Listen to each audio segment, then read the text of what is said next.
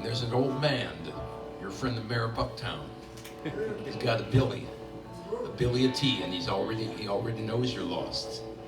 And he knows you're coming, because he's done this 1,000 times before. Because he lives in those woods. He's the bum in the woods. And often, friends, go ahead and sip your tea.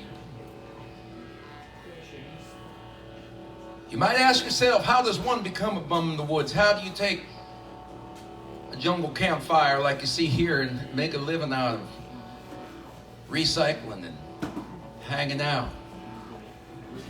Well, you see, I was the son with the wandering feet, never could keep a steady beat. Oh, I held many a jobs for a little while. I've been on the bum, and I've lived in style. I could be a banker if I choose to be, but that iron cage suggests a little too much to me. I could be a stockbroker if I choose, but I look at 29 and I say, what's the use? So you see, friends, it's that way. I always had the urge to keep moving on. Going a little bit further down the road, that road that goes on for miles and miles, and there's nowhere to go. Down that Hobo Road.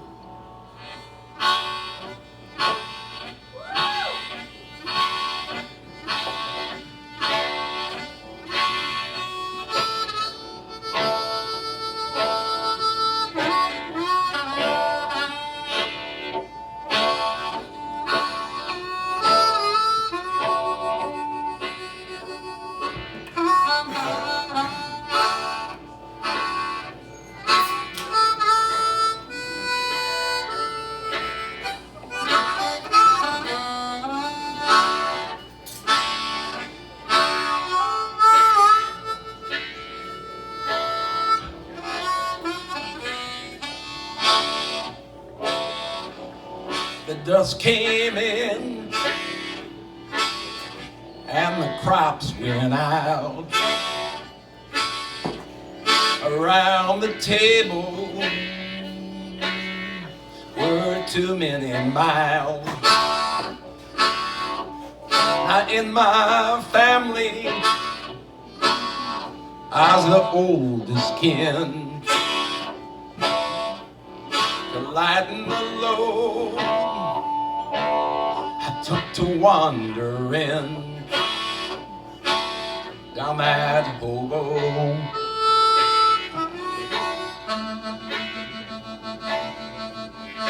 Hobo Road.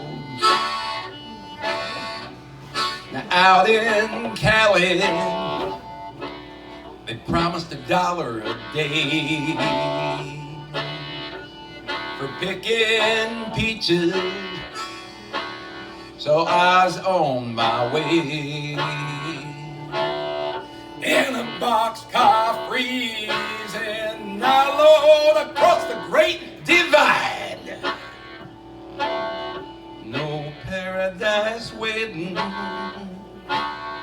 on the other side, just a hobo.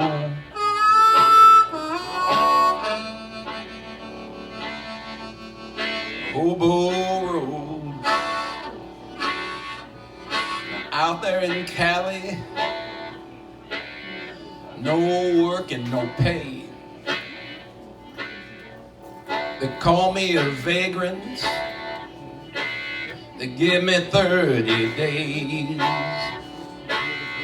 in a cold stone jailhouse with a whole gray wall. I listen for the train whistle.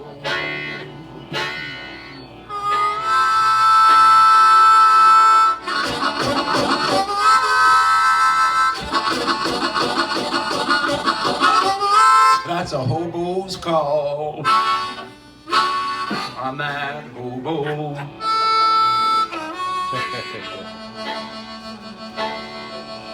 The Hobo Road. Up there in Portland, I rode with A number 1. You know, they say he hopped every single freight that ever did run. His eyes were clear and his body lean. Said, son, I'll tell you of the things I've seen. Now, friends, imagine in the days when every Hobo Joe and every boxcar Bertha was rolling across this country to build this great country. Now, you might be a fruit tram picking apples up in Walla Walla. You might have helped the harvest across the great Midwestern plains, and when you were done, they didn't need you anymore and sent you to the next town. But as the king of the hobos said, a hobo is just a guy who will work for an honest wage and reserves the right to beat it from town to town to better his condition. Men of character, not yeggs, not crooks, and not liars.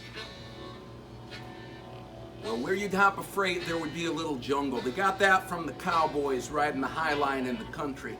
And what you would do is, if you were there, that camp was always going to be clean. You go there, now imagine this.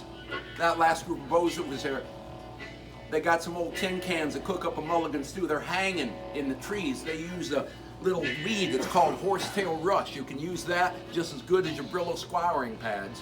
And they'd wash those dishes for the next set of hobos. So we go there, and Three Fingers I could probably pilfer a little piece of beef. Somebody have a couple taters. We'd make up a mulligan stew. We'd pass some Tokay around. Everybody have a sip. About that time, A number 1, get real quiet.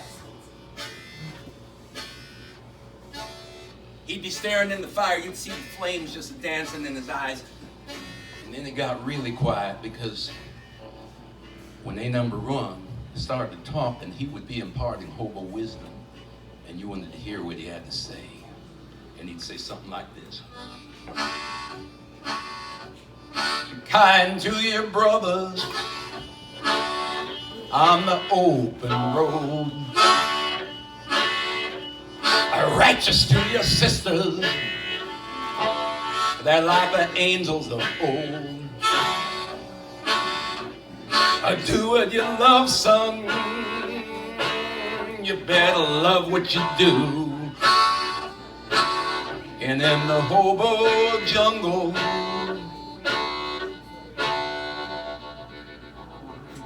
you just make sure you share that mulligan stew, and you get along fine on that hobo.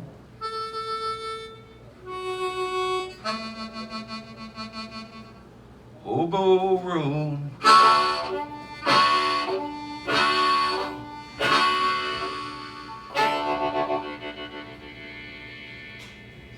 Well, folks, enjoy your tea. Now, when the sun comes up, you go out of the woods that way, and I'll be making my rounds.